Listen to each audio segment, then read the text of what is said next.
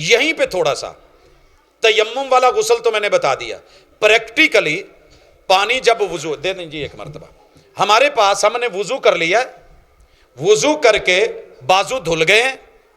اب دو طریقے جو غسل کے ذہن میں رکھیے گا کہ ایک میں پانی لے کے اپنے سر میں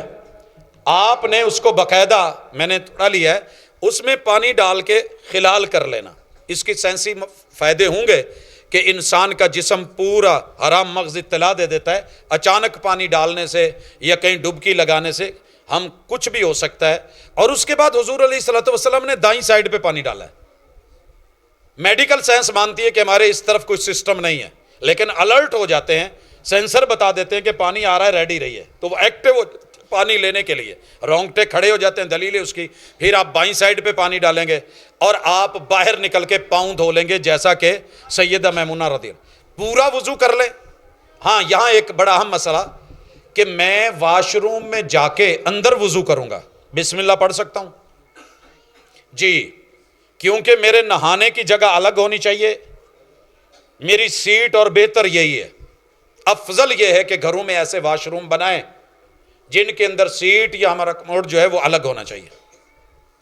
نہانے کی جگہ الگ ہونی چاہیے۔ لیکن اگر کہیں ایسی جگہ ہے تو پھر سیٹ کی جگہ کو سیٹ کی جگہ، وہاں بسم اللہ نہیں پڑھی جائے گی۔ جہاں میں نہانے کے پورشن میں ہوں، بیسن میں ہوں، میں شاور کے نیچے ہوں، وہاں میں بسم اللہ پڑھ کے، ظاہر کپڑے اترے ہوئے ہیں، بسم اللہ پڑھی جا سکتی ہے۔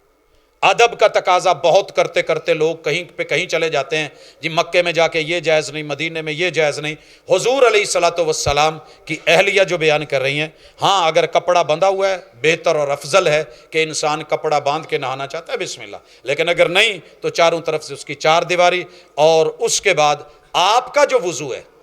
یہ وضو آپ نے اس کے بعد نہا لیا ہے، آپ نے اپنی شرمگاہ کو ہاتھ نہیں لگایا، کیونکہ پہلے دھو لیا ہے سارے پورشن کو، پھر میں نہایا ہوں، باہر نکل کے میں اسی وضو کے ساتھ جو غسل کے ساتھ کیا میں نماز پڑھ سکتا ہوں، میں وضو کے ساتھ کیے جانے والے دیگر معاملات کر سکتا ہوں، یہ میرے لیے کافی ہے، اور یہی شریعت کا طریقہ کار ہے۔ واللہ تعالی اعلم۔